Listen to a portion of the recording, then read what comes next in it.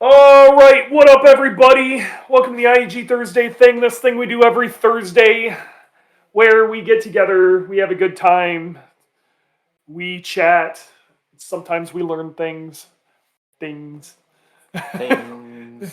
Sometimes we learn stuff. Try to have some people on. Try to talk to some cool folks. This week, you just got to deal with Dylan and I.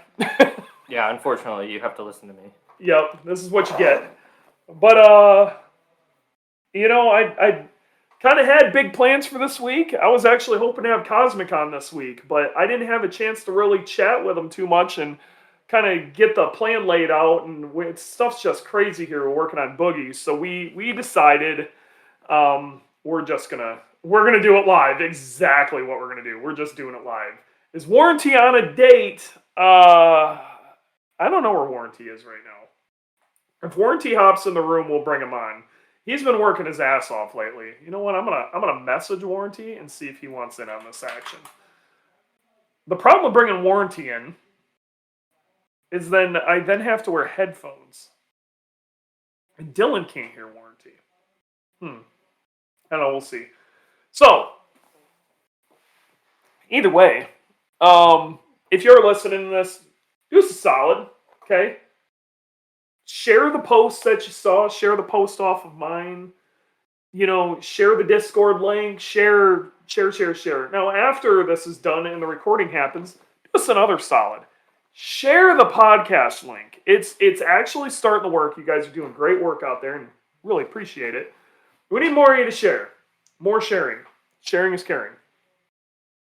Technically not with Cosmic anymore. Well, and change your name from at Cosmic. It's an easy fix. You don't want to be associated. Change it. That's your fault. But either way, yeah. Yeah. Yeah, do some sharing. So that's sweet. Guess where we're at?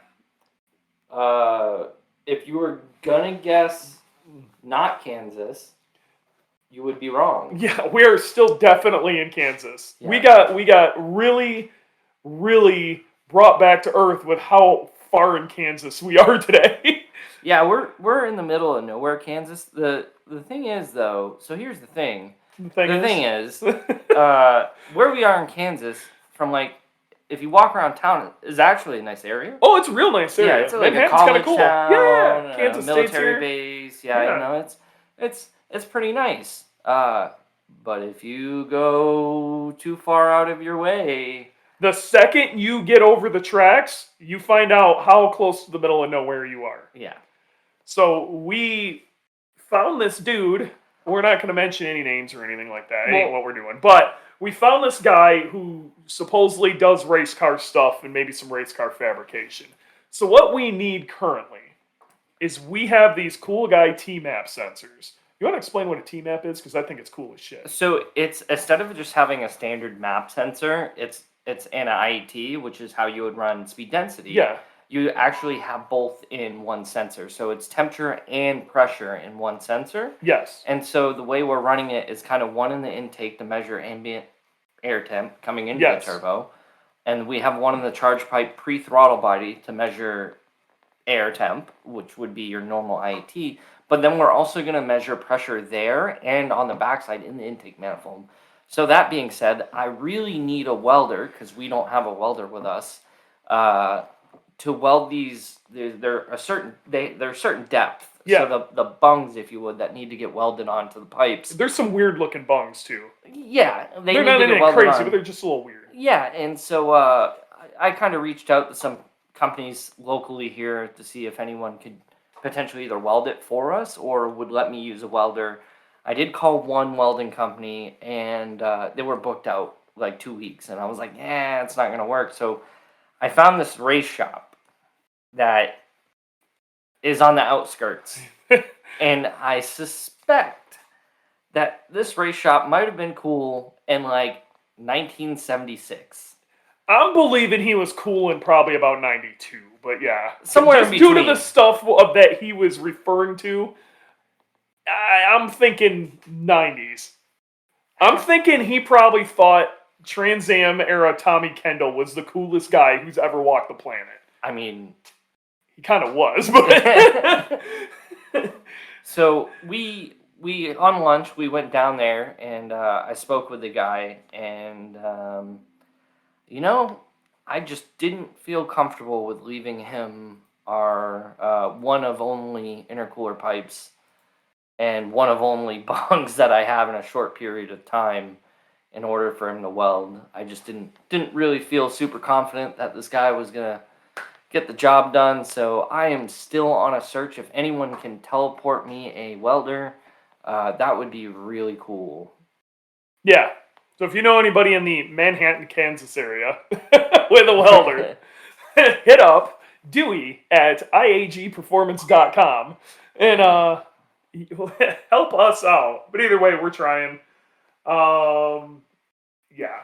So that's one of many problems. Yeah, I mean the problem list is getting shorter. It is. We're jumping hurdles like crazy. Crazy hurdles. Yeah, crazy hurdles. We're down to only a few things needing to get done. Some of the more, I guess, heavyweight stuff right now is we still have to finish the interior wiring. So we have to tie in all the modules to power and ground, and then send them to their dedicated spot inside the chassis. But the engine harnesses are made, and teeing them in together is now happening. So there's still a good bit of work to do, but luckily we're not, or I wouldn't say luckily, we're not concentric twisting the rest of the harnesses. There's really, they're getting mounted. There's really no need to. And there's a lot less wires than what's going on in the engine bay going to the rear of the car. So not really a need to concentric twist these harnesses. If we were going for like all out, like, sure, like you could definitely. If we were building an endurance car or something, yeah, it would be important. But deadlines are deadlines, and we gotta get done what we gotta get done. So the engine harnesses though look fantastic, and they fit and function pretty freaking great from the feel of it. And the closer and closer we're getting, the more and more excited I am getting, because last year electronically this car was not very great, and this year I can just almost have ease of mind where I'm not constantly worrying about what's gonna fail under the dash.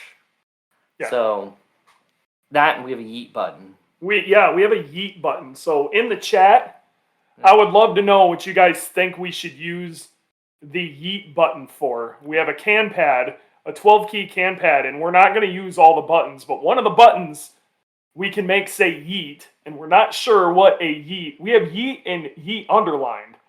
Yeah. So, I mean... So if the idea is good enough, we'll use the yeet underline and maybe fall through with it. We're gonna see what people come up with for a yeet button. More yeet.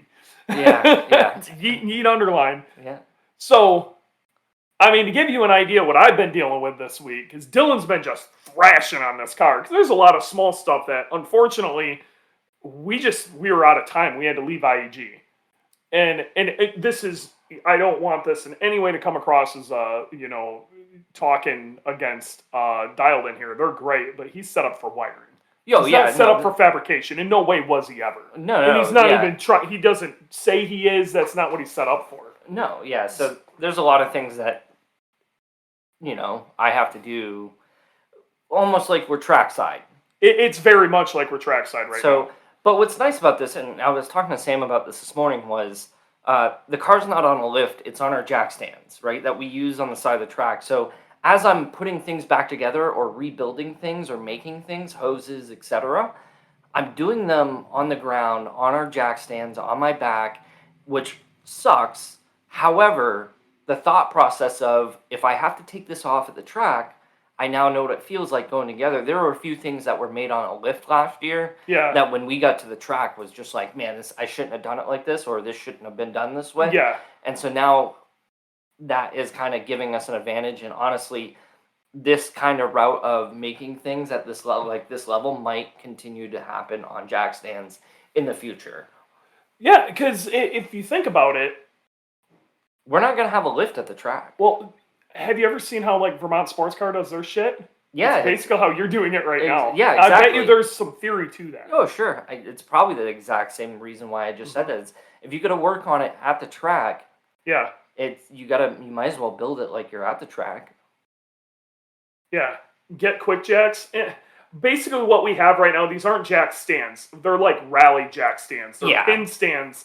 The car sits extremely high in the air. Yeah, it sits higher than jack stands. Yeah, by quite a bit. So we've got plenty of, you could drop a trans out the bottom of this and still have room. Still have plenty of room. Like it's no joke. I can almost sit up underneath the car. Yeah.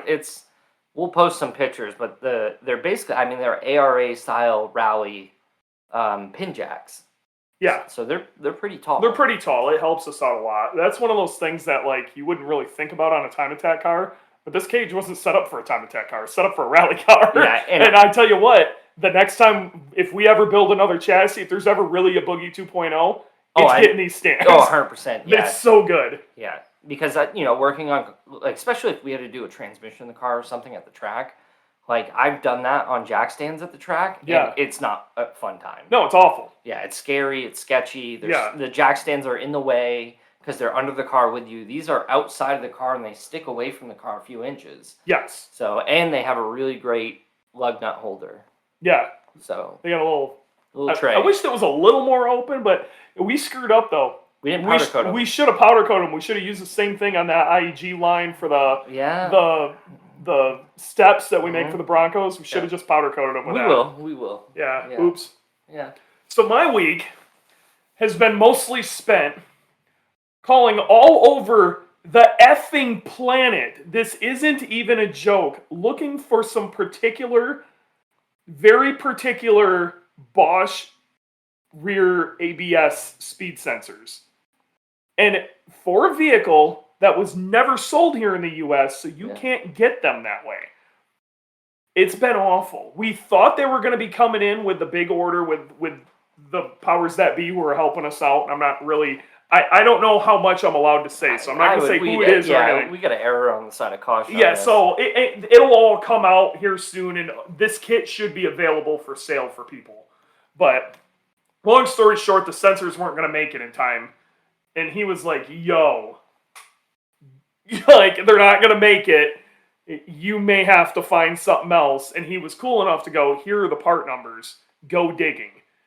And I'm talking the whole planet, guys. Again, Bosch USA never brought them into the U.S. So there's no getting them in the U.S. They come out of a car that may or may not have came from maybe Russia.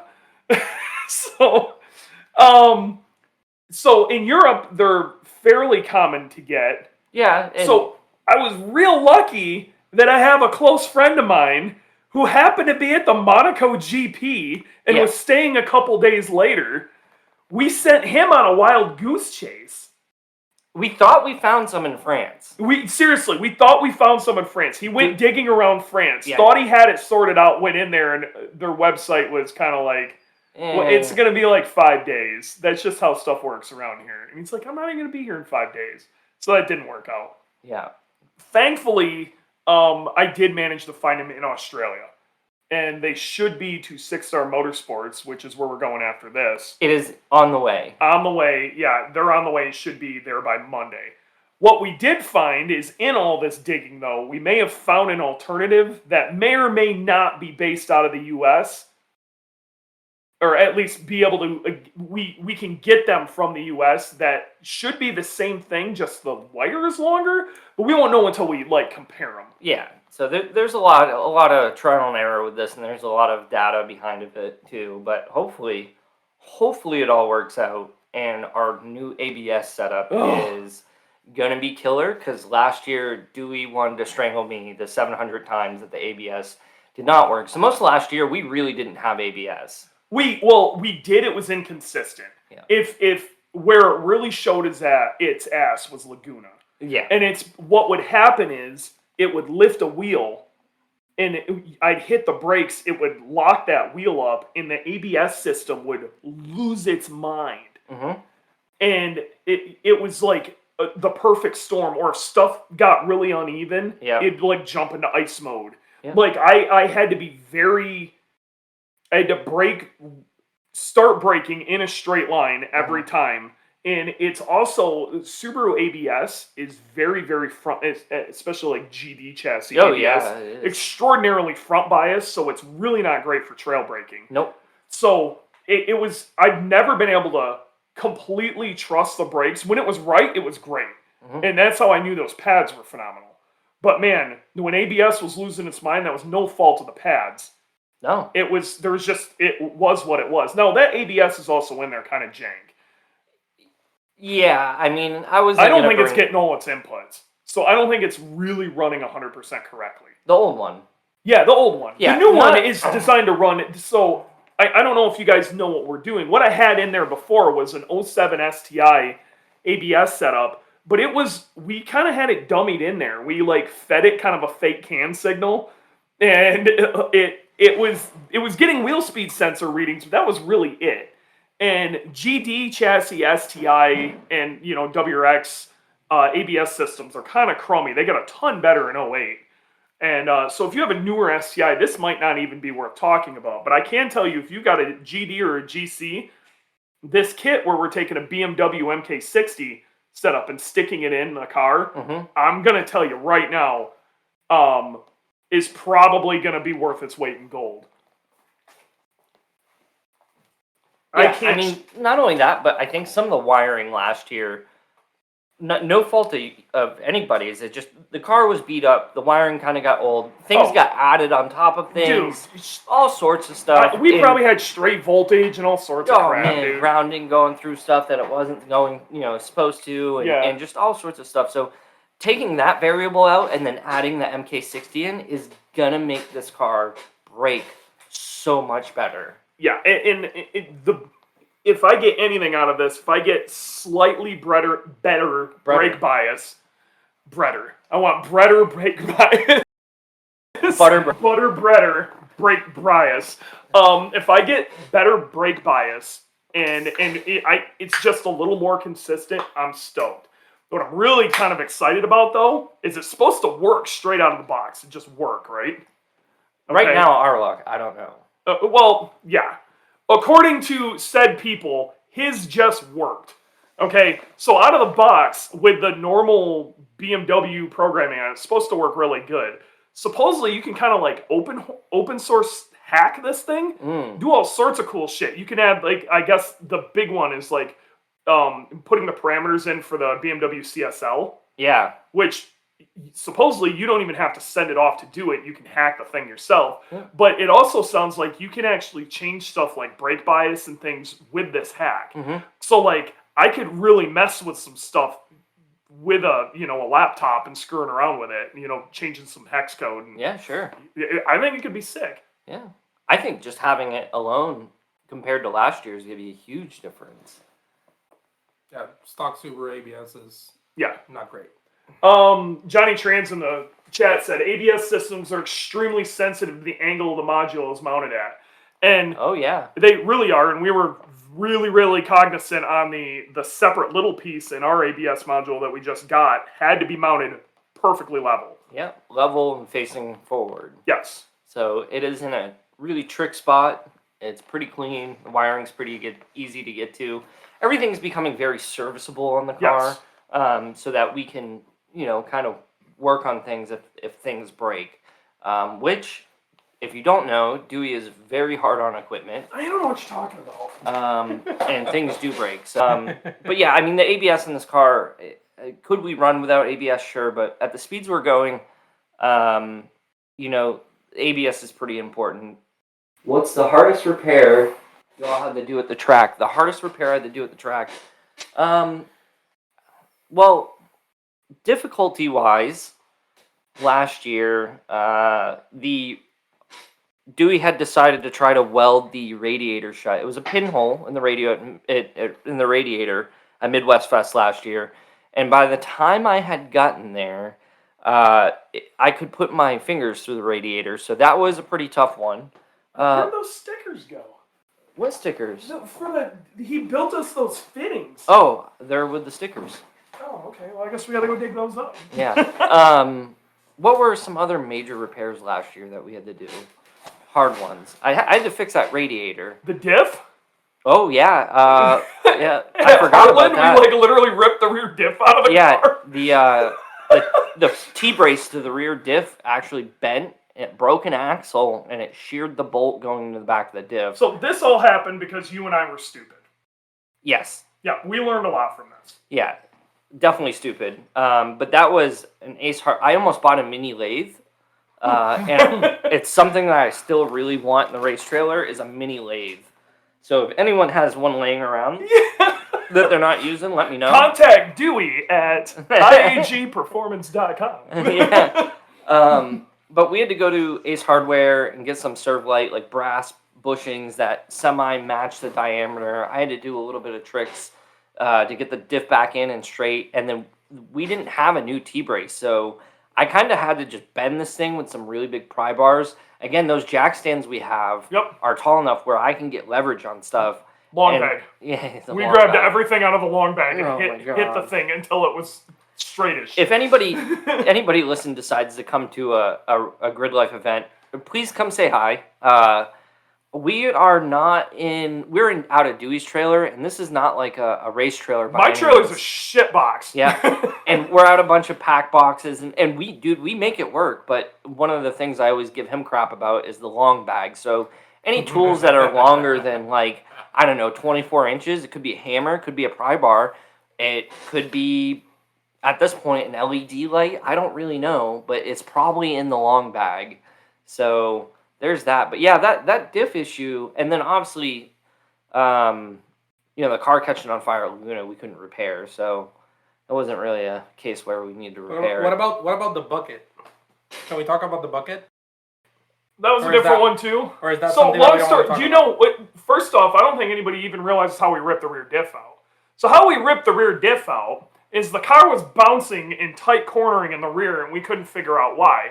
Come to find out, it was only in one direction too. Well, that was because it was tight in that area. I think it would have been in both directions. But either way, come to find out, if you're going to run multiple seasons on a set of external reservoir coilovers, you either need to bring nitrogen with you, or a bicycle pump, or a bike, or bicycle mountain bike shock pump. Yeah, because what the issue that we were having that we didn't catch on to until after Heartland, after this whole incident, was the nitrogen had bled out of our reservoir, so the shocks and everything weren't really operating the way they were supposed to, and they were really just gripping up. I need the name back. Where are the stairs? I knew that was coming. They're in the box with the fittings, I thought, or they're in the sticker drawer. The fittings are separate, and then the box doesn't have the stickers. If you run the podcast, I will go get them. Okay. I know where they are. Okay. So either way, yeah, long story short, if you don't have pressure inside of your external reservoirs, car gets bouncy, okay? Valving doesn't work the way it's supposed to. Car was like basketball hopping in some corners. And it broke. It broke the diff, which then broke the axle. It was nasty, dude. Yeah. It was butt ugly. So how's wiring going, man? Last time we talked, you were on the harness, on the engine harness. You were you were on one side of it. We had begun the first side, which we started with the left side, the driver's side of the harness, and Dylan had the thought of, instead of trying to do the harness out of just one bulkhead connector and have it run across the engine like how it's laid out from the factory, because of previous year's incident with the rod coming out of the block after the 232 and all that stuff. Yep.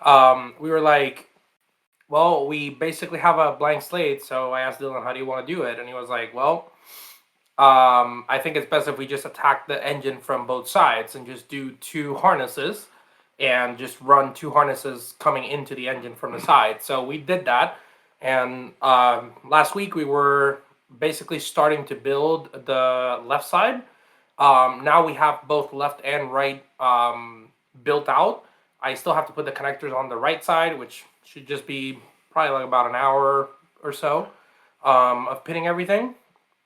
We already tested it, all that stuff, it's all good. And then we measured today to build the inside, which I think Dylan mentioned earlier We're basically not going to do concentric twist on any of that. Yeah. We're gonna And that's multiple fronts here. Me personally, I would have loved to do everything, nice concentric, mil-spec, DR25, all that nice stuff, but we just don't have the time. So we kind of had to compromise on making everything really, really nice and durable for the engine, and then everything else will still be nice and durable, and we're still going to use the same quality materials and all that stuff, but it's just going to be the build process of the harness itself. We're not going to go through and plan for a concentric twist and all that stuff, which takes a lot of time. It's taken us a week to basically concentric twist 2 55-pin harnesses, which we fully populated, by the way. So this thing has 110 wires coming out of, into the engine bay. And now it could have more. It's got cruise control. It most definitely has cruise control. You might be asking, 110 wires, what in the world? But cruise control takes up a few. Yeah. It does. Stuff like headlights. Like, what the hell are we doing putting headlights in the car? Like, I thought this was a race car. Well, it's street car, dude. It's a street car. Okay. Mod. Street mod. So we're putting headlights, know. There's some other things in there that are top secret. Yeah. Actually, they're top secret. Mm-hmm. And I am not ready to release that info. We will not be divulging that info until let's just say we see if it still exists. Yeah, let's just say we plan for the future here a little bit on this harness. It's been future proofed. So since it's a harness that is borderline unserviceable because of the construction method, that's part of having a motorsports wiring harness. That's why it's not something that everybody and anybody can do. Yeah. It's just, it takes a different approach to building a wiring harness than just pulling wires, cutting, measuring, pinning, looming up with braid. A completely different animal. I can tell you, I cannot stress this enough. Come to a Grid Life event. Come look at this harness. It's a work of art. Yeah. Yep.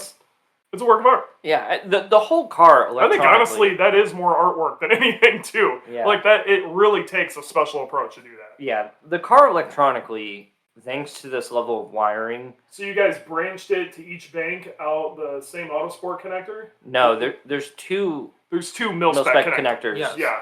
So, basically, we didn't want anything going over the top of the engine. Yeah.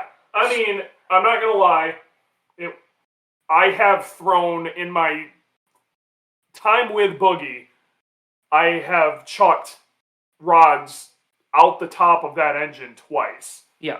Okay, and it happens. Yeah. And it's especially when you're pushing shit that hard. And so the harness isn't it's almost not serviceable. It's a one-off harness.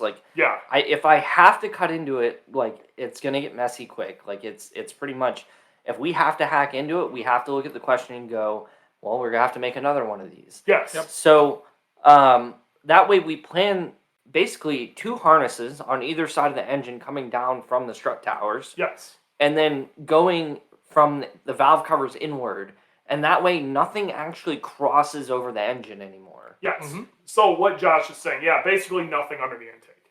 Yep. Almost nothing, yeah. Yep. The only thing that's kind of close to under the intake are the knock sensor and the map sensor. Everything else is literally on the heads, because you have the injectors on the TGVs, you have the coils on the side of the head or on top of the head on the side of the engine. So everything is on the sides. And then the only other areas of concern that we have are the throttle body harness that we decided to just pot out of the throttle body. So if anything's going to be taken out, it's going to be the throttle body harness itself. Yeah. Which means we just basically either have to repair it or just get a new throttle body and just change it out. Sure. And the crank sensor connector, which we basically routed it right underneath, right along with that same connector, so that it's the furthest point forward on the engine, which is unlikely that a rod is going to go through there. We also typically more in the middle area. The T-map also, we're making in case we throw a belt. Well, that's a good example. Yeah. So that T-map sensor that we were talking about at the beginning of the podcast. Yeah. That's on the intake pipe going into the intercooler. Right, and so the wiring crosses. The wiring crosses off the engine into that charge pipe. And something that we've seen, or I've seen in the past, especially with the IAT sensor being up there, last year we had a belt come off. We shredded a belt, no surprise, right? Belts wear out, there's a lot of tension. 9,300 RPM? Yeah. It shredded it. So what we did was we terminated the T-map harness before the end of the engine and then made an adapter harness that just basically is a spare, if you would. Yeah. Mm-hmm. So that if the belt does rip this thing apart, I can just make another one real quick. Yep. It's basically taking a 4-pin Deutsch connector and moving it into the 4-pin that There to die. the T-map has. It's like a sacrificial section of the harness, essentially. DLX Butler asks, how did the knob daddy fittings work? So, long story short, in the ABS, I drew something on my Facebook the other day that kind of looked like a strange looking ween. And what I needed was essentially some, what were they? They were M12 by M12. 1 to M10 by 1, but then the pressure fittings were also M12. Yes. And so instead of like just wreaking havoc and making all sorts of new lines, which we don't have Hacking time stuff for, up and they were able to make us a pretty nice adapter piece that looks like it's going to work pretty well. NWK Design built this, like, just made it. Like, what I needed might exist out there, but he's like, I'm just going to make it. So he made us 2 of these fittings, so honestly, he saved our ass on that, too, because that was a big worry of mine, is where are we going to put these damn pressure sensors, because it has a front and rear pressure sensor, which is also sick, because now we're going to be able to see brake pressure. We're going to be able to log brake pressure. You know how awesome logging brake pressure is going to be? Yeah. I'm going to find out just how terrible I am under braking. And get called out on it by everybody. But we're going to be able to log those things due to this, and, you know, dude, he was awesome. If you guys need weird stuff made, supposedly he does custom shift knobs too, but he doesn't want people to call him for custom shift knobs because he's too busy or whatever. It's like a side thing. They're not cheap. And they're really, really not cheap, but he does killer work. So, MWK Design and Build.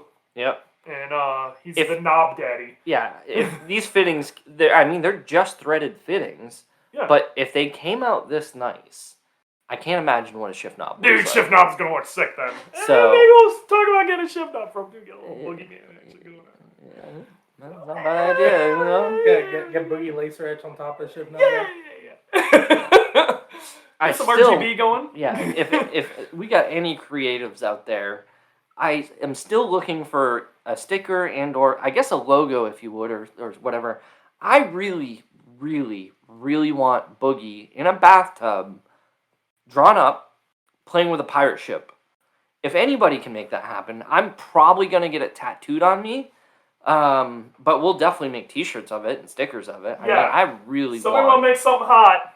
Some of our creatives out there listening, we need Boogey in a bathtub playing with a pirate ship. And if it's good, Dylan will get it tattooed on him. So this now just became a race from designing a sticker to designing a custom tattoo for Dylan. It has to be good. It has to be good because if it's going, I desperately want it on my body. I mean, we were joking about winning the championship all last year. I don't really think I remember coming back after our second win and going, there's no way we can win 3 in a row. Boogey the character. Boogey the car inside of a bathtub would just be strange looking. Yeah, the character. Yeah. You saw my shirt. You know, what she did with Boogey with the Garrett Turbo thing on the shirt was great. So, yeah. So ABS is sorted. We got those goofy fittings. We got sensors on the way. So this is what I'm talking about with the $200 box of fuck. This is a term that Graham came up with a long time ago and is ringing so true. So basically, when you are building a race car, when it starts to really turn into I need to get shit done crunch time, race car building, every single day, you will have a $200 box of fuck. At It'll minimum. Be some random stupid shit. It's going to average $200. Some random shit. You need a sensor this, a bung that, a tool there, a frickin' fitting this, whatever. It's going to be a $200 box of fuck every day. I mean, we had to get some connectors, and the connectors ended up being like less than $10, and you had to pay $65 for overnight shipping. Well, yeah, because we got to have them right now. Guess what? $200 box of fuck. So it's like, you know, and the $3 connector turned into a $69 connector just because of shipping, you know? It's a very real thing. I mean, deadlines are deadlines, unfortunately, and so people that are out there building a car over a year, you probably won't Okay, have this. whoever made that, Randy, that is terrifying. Oh my God. Yeah, that is not. Randy just threw some AI frickin' like Skynet shit in there, and I'm scared. I'm not gonna sleep. Thanks. Yeah, Dude, I wonder- Skynet's not allowed. I wonder if we could like get creative with AI, like upload a pic Nope. of Boogey. We to tried. AI. We Not played, allowed. yeah. Because then what will happen is Skynet will be able to identify me like a barcode. Yeah, we don't need that. Yeah.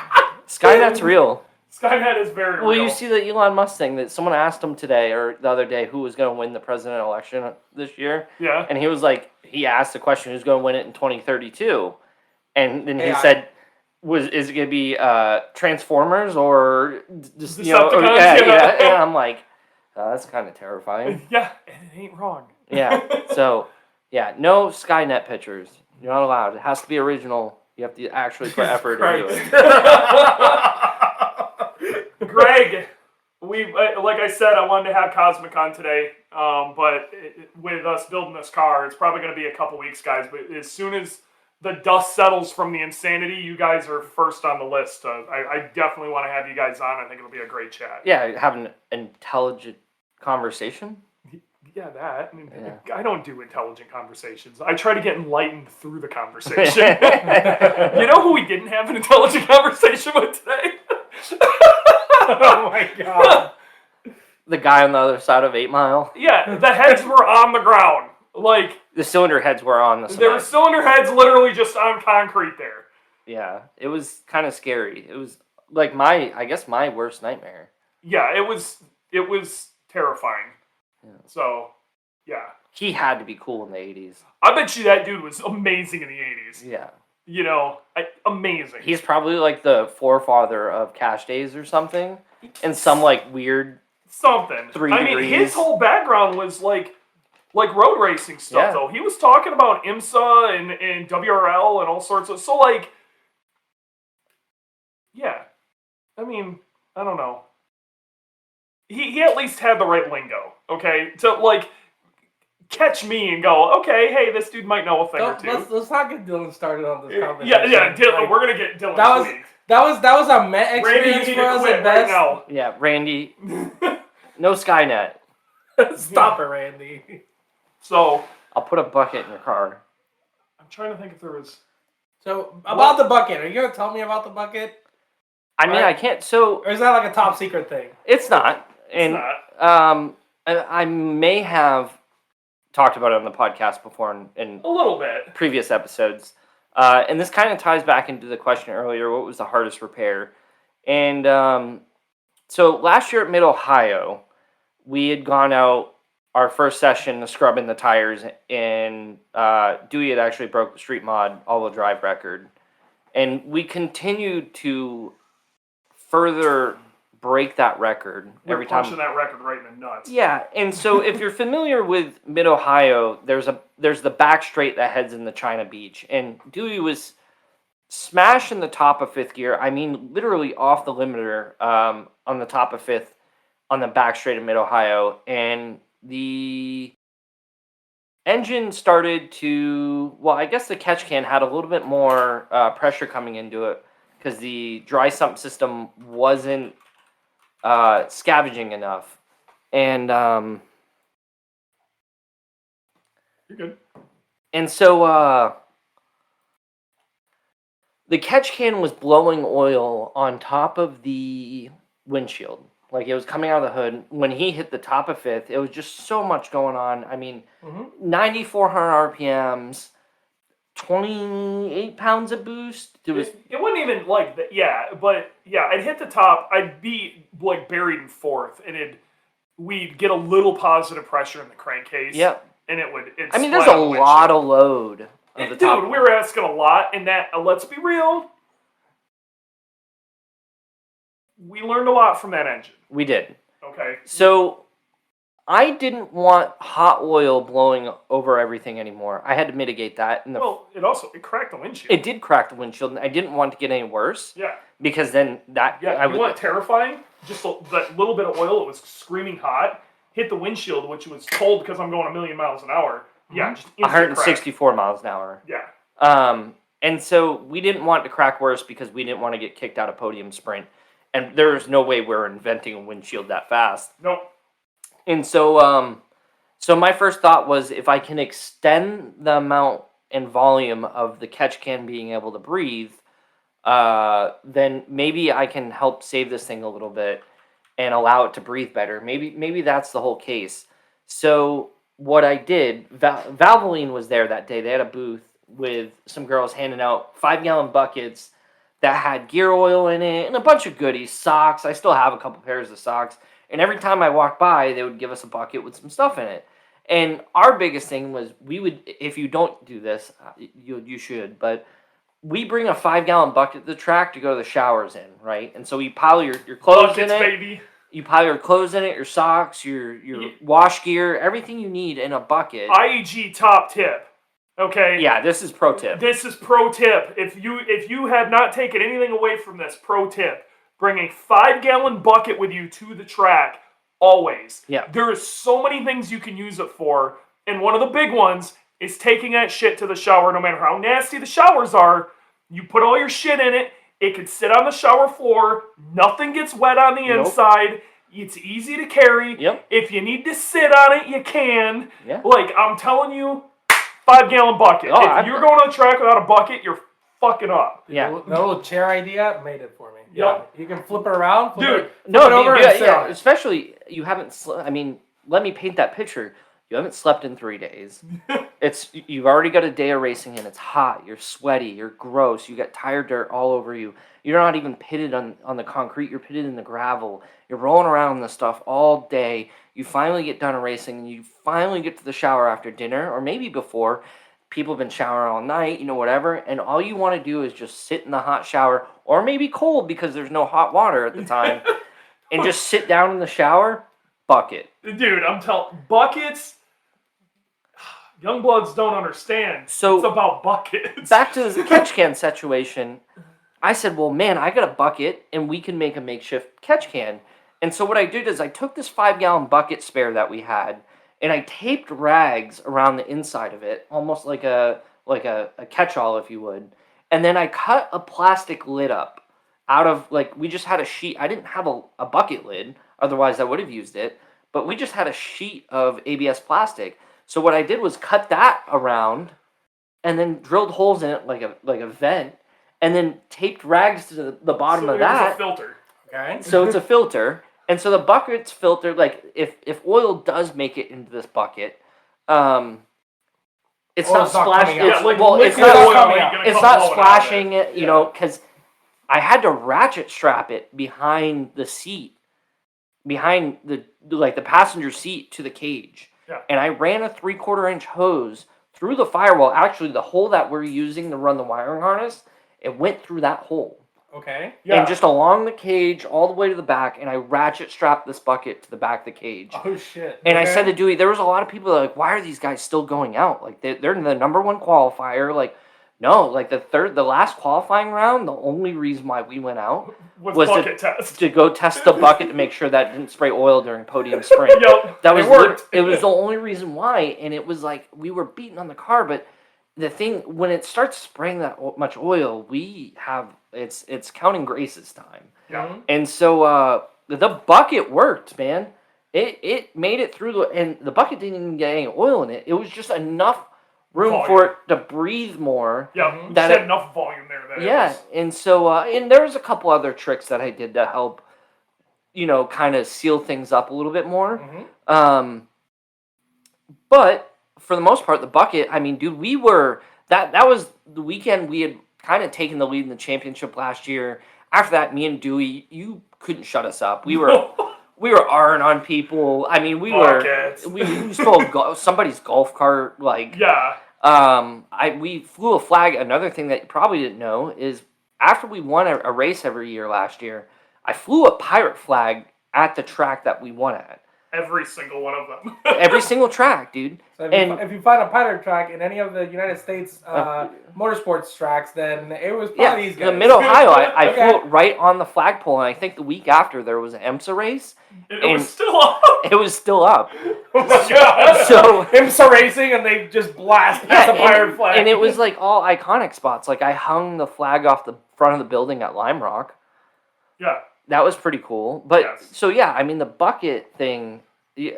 Long story short, you should just have a 5-gallon bucket with you at all times. Yeah, I'm gonna no start, matter I'm gonna what. start doing just that. getting back to it, if you're at the track and you don't have a 5-gallon bucket with you, you're screwing up. You should have 3 of them. You have one super clean one that you use for your own shit. Yep. You got a dirty one for throwing all sorts of random shit in, moving tools around, throwing like whatever random gross part you got to throw in there, whatever. Then you got one more that you may need to hack up. Yeah. It's great plastic. Yep, it's great plastic. The story of the bucket. It That's really is a interesting. product idea. We should have IAG buckets. That would be a great like April's Fool for next year kind of idea, honestly. Like the bucket. Except I really want them. Yeah. So basically, what you're saying is that one of your skills as a motorsports, what would you call yourself, like a crew chief tech? I call him the crew chief. Okay, Yeah. so as a motorsports crew chief, as part of a race team, one of your abilities is you're actually making motorsports arts and crafts.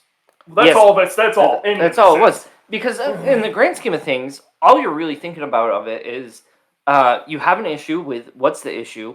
I have too much pressure somewhere and Okay. not enough volume. Yep. And so what's the fastest way I can solve that? We had I think 45 minutes to come up with this idea. Yeah. And we got people walking around. Dewey's talking to the people in the pits, whether they're fans We or may other or may not have racers. somebody from a rival Yeah. team over there wondering what the hell was going on. And I did tell them. What are you doing with Yeah. that bucket? And I said arts and crafts. So yeah, I mean, I'm a arts and crafts specialist. I mean, last year with the radiator with JB Weld, I'll have to send you a picture of that because I sealed up. Randy is like, I know exactly who you're talking about, and I remember that. Yeah. What are you doing with that bucket? I Um, don't know. What are you doing? Why don't you got a bucket? yeah, and so I mean, the radiator was I guess I'll have to post it. I didn't really want to post a picture of a lot of the stuff that had gotten damaged last year. I think there's some pride in making it Sure. look like it was all really easy. And now that the dust has settled from last year and we're getting ready to jump into this season, maybe I'll start posting that kind of stuff. Maybe not. Who knows? Maybe this podcast is the only time I ever talk about any of this stuff. But the hole in the radiator last year, I could probably fit my wallet through. Yeah. No, it started as a pinhole. Which hold on. It started as a pinhole. If you ever have a pinhole in your radiator, and sometimes what happens is the fan just rubs a little This tiny is what pinhole. happened. I right? had an aftermarket fan on it. We didn't have it spaced out enough. And after years, it finally put a little pinhole leak in. Yeah. So pro tip, if you have a pinhole in it, pinch it, right? Pinch it shut Yeah. and put a little bit of RTV on it. You will make it. It will hold up for quite a while. A heat gun really helps cures that RTV really quickly. Do not. Do what I did. I'm going to go into that right now. Yeah. Okay. So, What not to do. a little pinhole, and we're like, man, I really like this radiator. I really don't want to get rid of it. What can we do to do like a permanent fix to this thing? And me and a homie of mine, I'm not going to throw his name out there because he has saved my ass so many times. We come up with a bright idea of, let's try to braze it shut. I mean, it's a solid thought. The concept was good. Yeah. The execution was atrocious. Long story short, we got a torch, and we got some like welding rodish kind of looking stuff. Then we were gonna try to, almost like kind of like solder it shut was the concept. All right, that was the plan. What ended up happening is we kind of just melted a whole lot of radiator. So then somebody's like, "Well, dude, that got really bad. Okay, here's what you need to do. You need to cut some of it out, like the fins in the middle, so you just have the tube through it, and you need to like roll it over and pinch it shut, and then JB weld that. And that'll get you through the week." And we're like, okay, yeah, that makes sense. So we tried to do that. And then that hole got bigger and bigger and bigger as we tried to fix it and fix it. In a nice Ron Davis radiator. This was an extremely expensive, nice radiator. This came out of Will All Young's car. Mm-hmm. Okay, so this started as a fucking pinhole, and by the time it was done, it was straight up a fucking baseball. I think it's 4 cores tall. Okay. And probably 3 to 4 inches wide. It was real, and it's the whole way through because we really melted it. Wow. Okay. Some aren't, like, it's definitely staggered. Yeah. It's not like a perfect square cut, but it's definitely 4 cores high and about 3 to 4 inches wide. Oh my god. I can almost fit my fingers through it. It's really bad, dude. Like I can go like this and poke right through it. Okay. So either way, Dylan last year, Dylan's like, he's on his way. And I'm like, I call him, I'm like, you guys should just turn around. Like, I ain't gonna be able to get this radiator sealed. You guys are coming up here for nothing. He's like, nah, whatever, we're gonna come up, we're just coming up to party and whatever. And things were said, Dylan got tweaked, decided, fuck you, I'm gonna fix a radiator. And that's actually exactly how that happened. And then he got Bob Rossi with the frickin' radiator. And so more arts and crafts. So definitely arts and crafts. I've never seen somebody. I drove after this whole thing cured. It's sealed. I could drive that thing to California right now it's still a fucking fist-sized hole in the radiator. It is sealed. I even drove it with the hole in the radiator to my kids' preschool and back, just to so I could show the kids the car. They were like kind of a career day kind of thing. Uh-huh. So I drove the car there and back. It didn't leak a drop. That radiator is sealed right now. I've pressure tested it since on the bench. It's sealed. Yeah, it's a good backup radiator. Yeah, it's not really a good backup radiator. No, she's done. It's a trophy now. Yeah, it is actually. At the end of the season, I had Dewey sign it, and I do plan on putting it on my garage wall with some kind of frame. So I would say that sounds to me like that is your motorsports arts and crafts School of Engineering diploma.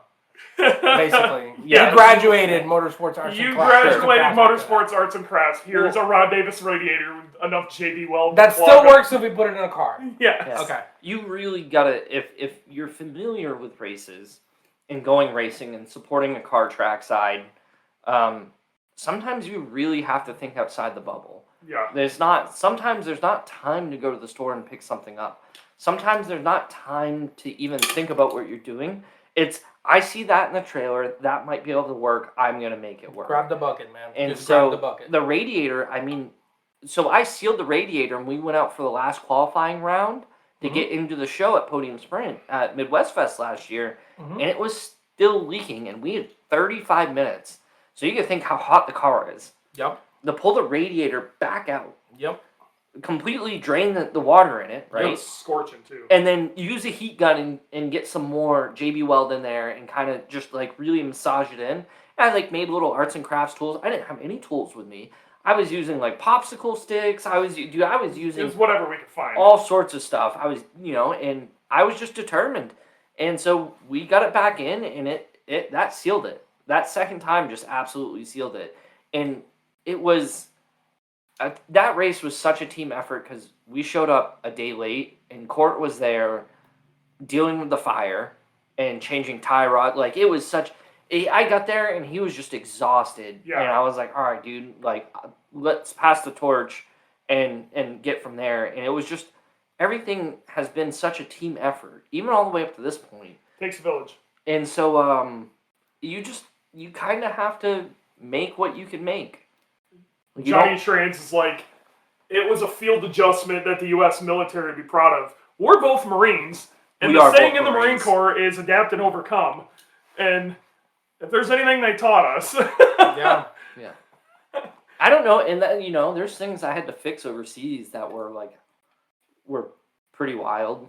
So I don't know, maybe that skill comes from having to do that with nothing. Probably. But I think some people just have an ability to get shit like that done. I'm not saying that my skills are on the same level as yours, but before you came along, I've came up with some shit. No, you come up with good ideas. My execution might be... Yeah, you get like 85% of the way there. But that's still more than... Yeah. Sometimes more than enough. Yeah. Sometimes you just gotta do what you gotta do, man, and like, yeah. Beth, I guess, sent you something on Messenger. I don't know. What are you sending, Beth?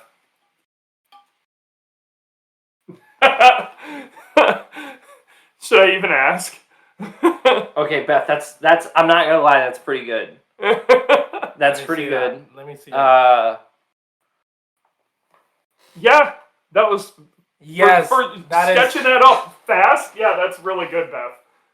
Beth might be winning the Boogey contest. Sorry, Randy, your AI one didn't work, but Beth didn't use AI for this one.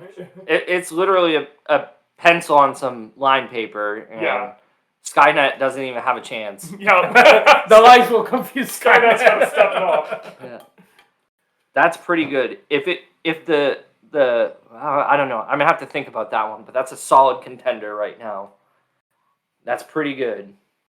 Take a photo of it and upload it, Beth, to the group chat or the Discord. It's right here. There you go. Look at that. Look at that. That's sick. Yeah. I don't know if she's gonna put it in the chat or not, in the Discord chat. I like it. Yeah. I like it. We'll get that dialed in. And, yeah.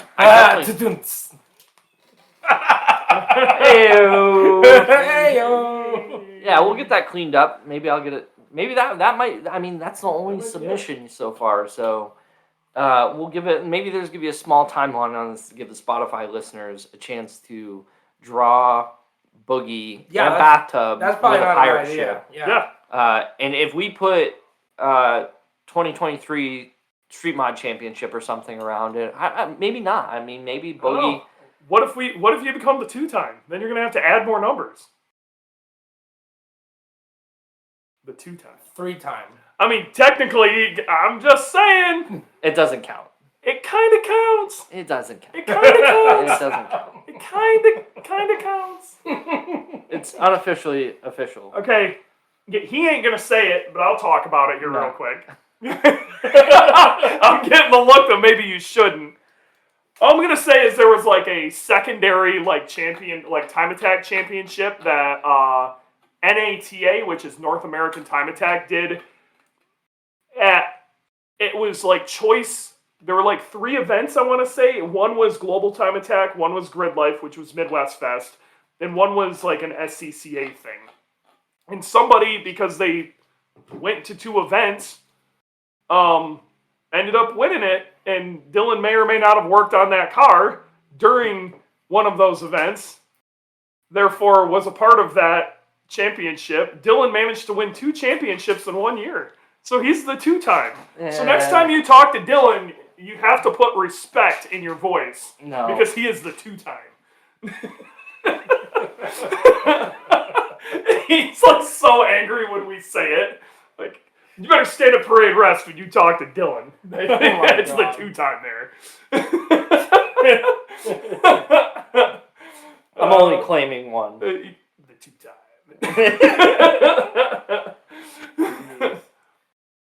This is the only place on earth that I think I could just look behind me and be like, oh, look, a Motec. Or an M-Tron, or... Just random shit later out here. Potting epoxy. Yeah. Subaru parts. Whatever the fuck that rig is. That's a power supply deal. This place is nuts. Yeah. Yeah, electronically, this place is pretty set up. Yeah. I don't claim to be either a workshop or a mechanic. No. No. A fabricator of any kind. So But that was kind of like a blanket, like, hey guys, like, this is a motorsports wiring shop, and I can work on the cars. But most of the stuff that takes to like do custom work on a car, like Dewey's car, like Boogey, it takes stuff that most shops don't even carry in stock unless that is only what they do. Yeah, I'm also pretty what's the word? Spoiled. Particular? Well, yes. I'm also spoiled with the tools we have at IAG. Yeah, IAG's nuts. And that's one of the, you can tell, you're like, oh, if we're at the shop, I could just like tap the keyboard and buzz out a fucking bracket that's like 14 different angles and like it's got all the holes pre-cut and whatever. Yeah, most places on the planet don't have that. Yeah. Well, they need to. I'll take notes, and that's gonna be in my list of investments within the next 10 years. You know. Yeah. Not 2 years, but 10 years. Yeah, I mean that's a slow burn. They didn't get there overnight. Yeah. No. Yeah. So, Dude, they were. I mean, they started as a body shop, really. Yeah. So. And it's. I mean, we get to watch JJ buy. I mean, he was excited to buy the Pem Nut machine.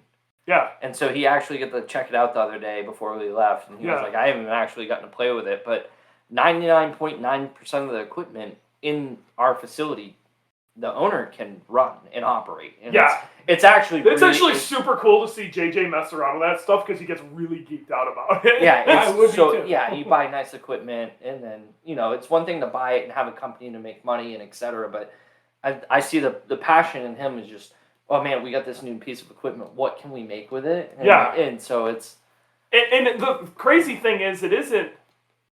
It's what we can make with it, but like he really just wants to do really cool shit with it. Yeah. Like we know it's gonna make money, whatever it is, but like he wants to actually wants to do something cool with it. Yeah. Which is why we have like Darth Vader helmets. So those, when you had posted that sale on May 4th, those Darth Vader heads in the pictures looked like tiny. They were like maybe as tall as a soda can. They look like a shift knob. Yeah, as a soda can. I have to be real. Those things are like 10 inches, 12 inches tall. Like they're. Yeah, I wish somebody would have put something next to it for scale because I bet you somebody would have bought an engine. Yeah, they're pretty massive. They're like, and I really want one, but I don't really want to buy an engine to get one. So maybe one day. The idea was you have to buy a long block to get it on that day. Yeah, if you're a Star Wars fan and you really want a Vader head. You gotta wait till next year, May the 4th, and maybe it'll go back up. Darn it. Okay. Yeah. That sucks. That's when you buy your long block, bud. Yeah. Yep. Yeah. Hold your breath till then. Yeah, I'll hold my breath. I mean, the tune that was on the car that I bought, unfortunately, wasn't very good at all. So it's knocking like. It just needs a tune. It needs a good tune on it. You need to turn down the knock value.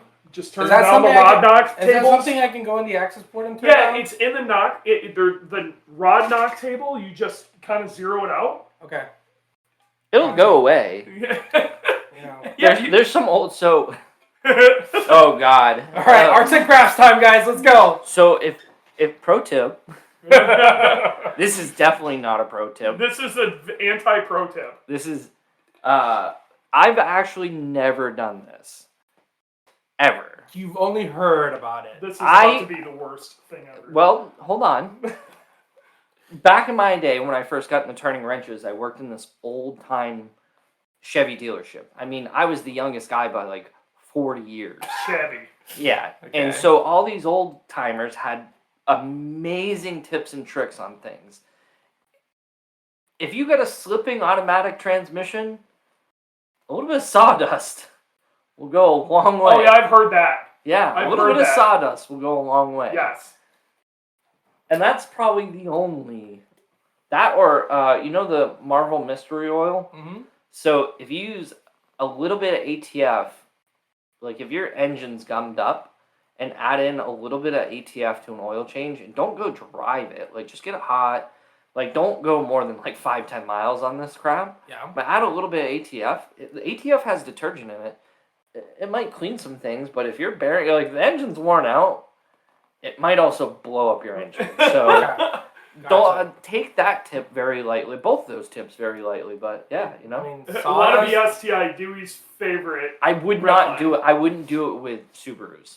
Yeah. Yeah, those tricks are for Chevy 350, carbureted 70s.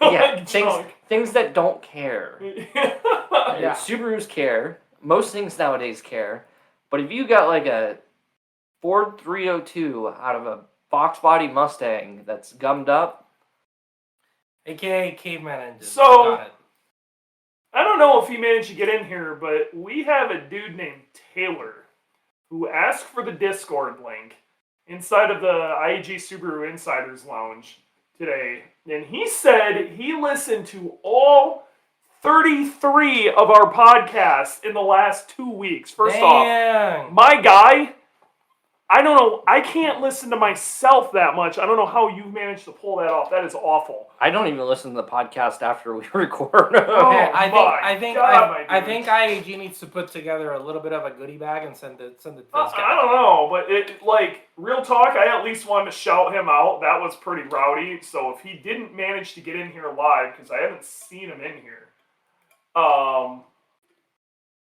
that's rowdy. So did Steph FSTI. He's like, so did he. Well, I'm telling you what, dude, you're wild, my dude. Guy. Thanks for listening. That's super sick. We appreciate it. I appreciate the hell out of that, and that sort of feedback goes a long way. Really, really appreciate that. Also, do me a solid.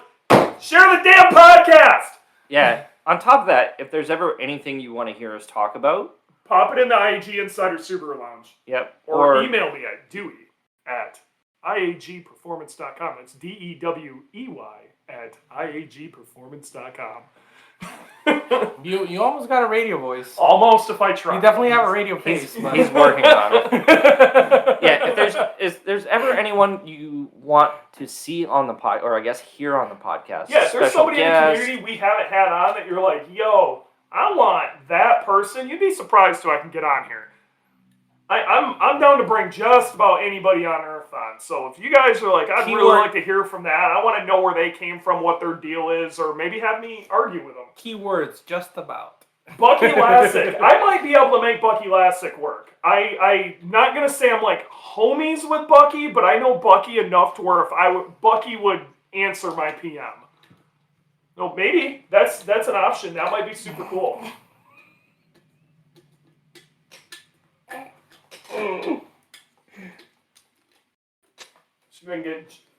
I'm sure I could get a hold of Bader myself and have him on sometime too. He'd be entertaining. So sorry. Yeah. So yeah, going back to the wiring harness. Basically, we're gonna do a crunch time wiring harness and get everything wired up and working. Yes. And that's gonna make the car work, and that's what we're going for. It's not. I make it sound worse than it's going to be. Yeah, he's over here saying, like, we're just making this harness, like, it's just gonna work. It's just some fucking random trash. Yeah, it's crap. Like, I just pulled this out of the fucking shitter. Yeah. In all reality, it's probably still gonna be better than what I can do in the same amount of time. Yeah. So, it's not gonna be a motorsports concentric twist harness through the entire car. But let me tell you, if you could have seen the wiring under the dash last year, this is a 100x improvement. So we had a Heltec 2500 Elite in there. You did good. And what we built it off of was Heltec's universal harness. Sure. Then we, since then, hacked, added, screwed stuff up, and an entire branch of that harness, I straight up cooked due to a leak in the turbo kit, like just burning right through it. Yeah, I mean, it's tired. Going back to the last week's podcast is, you can make things work. They don't have to look good. They just have to work sometimes, and that got you the win. I mean, you guys won last season's Street Mod Championship with that wiring harness. So it doesn't mean that you have to have a nice wiring harness on the car to win a championship. No, but you don't. It would be really nice to have a nice wiring harness when you're working on the car to achieve said win. Yes. Yeah. So that's kind of what we're doing here. That's kind of what we're doing here. And we're gonna have cruise control. Hey, and top so this secret is stuff. buried into the podcast. Can we have a conversation about Austin's car real quick? Dude, he's gotta get rid of that freaking thing on the top of his rear window. Dewey's mad. I am mad. I'm big mad about that thing. I understand that he's kind of like screwed in the way their dumb rules work for where his wing sits in the rear. But he makes the wing, what little wing he has, isn't doing a damn thing due to that thing on top of his window. Right. So I'll tell you how Austin operates in his head. He responded when I sent him the video that I recorded. He responded and he said, Well, the car has had holes there, so I needed to fill them. That's what stickers are for. Just put a sticker over it. Or tape. Tape. Anything. Good God, man. So he filled them with a carbon fiber roof wing. Are we here to win or what? It's basically one of those, like, the 07 STI had that weird little rear above the rear window spoiler, and that actually functioned because what that was doing was diverting air into the wing. That was wind tunnel tested to do what it was supposed to do. But it doesn't this thing is kind of the polar opposite. It's like a duckbill that sits on your rear window, okay? It's more on the roof than rear window. Yeah, so roof rear window area. So it's basically taking air that has already been sped up and trying to, what you really want is the air to stick to your rear window the best you can, and it's doing everything it can to just blast it off into space. So that wing in the rear is sitting in like completely dirty, stalled as fuck air. Yeah, we also have to talk about the rules around a rear wing on the Optima series, Which is awful. because But even if he had our rules, that Sure. spoiler would Sure. not be. It would destroy everything. it wouldn't help. Yeah. Help isn't even the word. It would massively hinder. Yes. So for those of you who may not know, Optima's weird. the Optima series on every class but Outlaw class, which is basically like an open class, where you can go and drive cars that are not yours. You can bring like professional drivers to compete in that class. They don't participate. The main limitation is they don't participate for the overall title. So you can't just bring this Pikes Peak car, have, I don't know, some Travis Pastrana or something drive it there, or Tanner Faust and win the event for you. Like, it doesn't work like that. But the class is there for people that want to build crazy cars and want to race them at different tracks. Yeah. And maybe I want to make sure that I throw this out here. His car is gorgeous. Oh, yeah. wow. It's really pretty. It's probably the nicest bug I have seen in my life. Yeah, it's super clean. Yeah. And the thing about the Optima rules is you're allowed to use any wing that is OEM, like any OEM wing can be on the car. So the stock STI wing, which is taller than the wing that he has on the car right now, is legal. However, the rules don't allow you to use an aftermarket wing that is as tall as the stock wing. It allows you to use an aftermarket wing that is 6 inches below, or less than 6 inches above the bottom of the rear windshield. So if you have like a Camaro or a Subaru or whatever, you measure from the base of your rear glass 6 inches up vertically, straight up, perpendicular to the floor, and that is how tall your wing can be. So whoever wrote that rule needs to be punched in their mouth. So to give you context, the rule for grid life for the rear wing is it can be up to, I think, 5 inches above the roof. No. I have that backwards. Level with the roof. It has 5 to be inches outside. If you're looking down at the car. So if you're again, looking down at the car, it can't be any more than 5 inches behind the rear bumper. Right. Like any part of the wing. Our wing is level with our roof. Yes. Okay. And we're not we measured the other day, we're like 2 inches behind the car. Yeah. But there's a massive difference in airflow. I mean, if we could go above the roof, I think we would, but obviously with our rules we can't go above it. But 6 inches above the glass on a bug eye is almost nothing. It's basically almost like a glorified duckbill. Yes. Yeah. However, the 9 Lives wing, shout outs to 9 Lives. It's awesome. It's great. It looks good. And it functions I bet when you you it's allow going to function fantastically if you bring it up to the roof height. you Sure. either bring it up to the roof height or Sure. maybe Austin gets rid of that stupid little thing in the rear and gets some air over the wing, because right now it ain't doing shit. Sure. Dewey's just mad he doesn't have one. But correct me if I'm wrong. From my limited understanding of aerodynamics on cars, that's not my area of expertise. Having the wing set back further out from the car helps with like high speed stability, and having the wing up top, it helps with downforce. Correct? Well, they're both going to help. Okay. Okay. Long story short, the wing's either in clean air or it isn't. Okay. Okay. If the wing's not getting any air over it, it ain't doing anything. And that's the problem he's having right now. That wing ain't doing shit. Gotcha. Like, if you were to let Johnny see this setup from 9 Lives, see how this is set up right now, I'm going to put money on he vomits in his mouth. Gotcha. Well, all right. I can't hang out here too much longer. The boss wants to chat. And I also if you guys have any questions, you got to ask right now. If not, we got to bolt because we got a whole lot of shit we still got to do. Yeah, I have a ton of stuff to do as well as Sam has a ton of wiring to do you got still. a ton to do still, man. We both have a good portion to get done. So, again, if you have any questions, have any future podcast ideas or anything above, definitely post up. Yeah, the IAG Insider Subaru Lounge.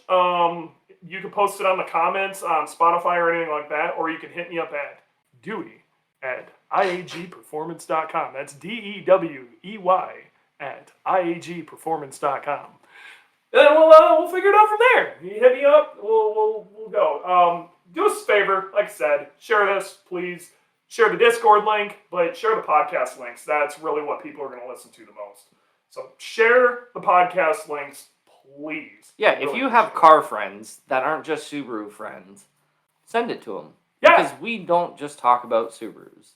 Yeah, a lot of this knowledge ventures into all sorts of stuff, like the BMW MK60 stuff. I'm sure that's going to be a big topic after Midwest Fest, like the deflation from that.